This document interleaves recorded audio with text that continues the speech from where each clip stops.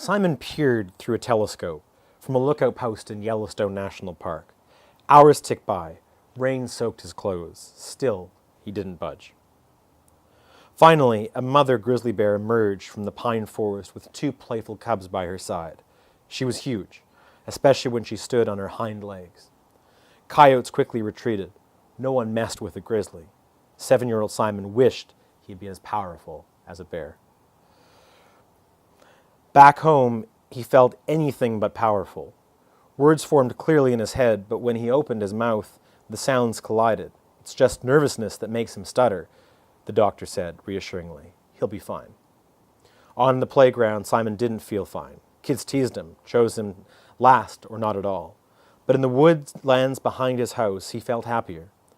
There, he talked easily to the squirrels. He photographed the wildlife. He read and reread books, especially his favorite one about a grizzly named Wop.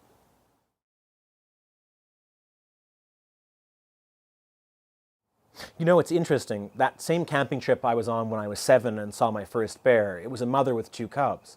One of those cubs grew up to become Yellowstone's most iconic bear, a bear known as Scarface. When I was 13, my family was back in Yellowstone watching bears, watching Scarface, now an 800-pound male grizzly. Someone saw my love of this bear and told me, did I know about this unique bear that lived in my home province of British Columbia, noticing my parents' BC license plate. I didn't know about the bear. I wanted to know more. I wanted to find out its story.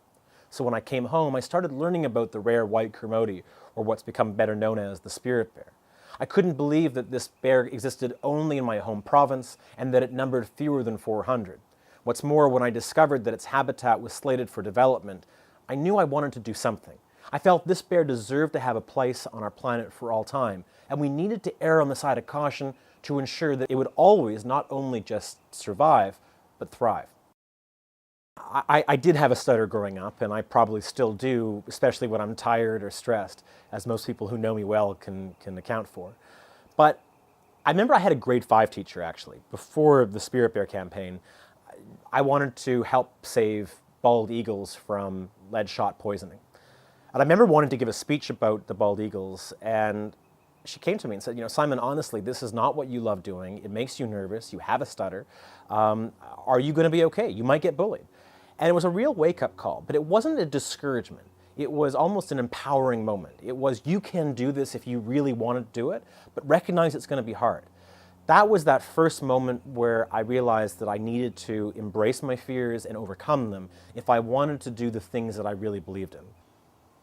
I tell people all the time, I'm not special, I'm not particularly gifted, I'm not overly smart. Anyone who reads this book needs to remember they could do the same thing. And I hope this acts as that definitive reminder that all of us have a passion. Every one of us makes a difference every single day in the words we choose to speak and the actions we choose to take. And when we do nothing, nothing changes. But when we choose to make our voices heard, anything is possible.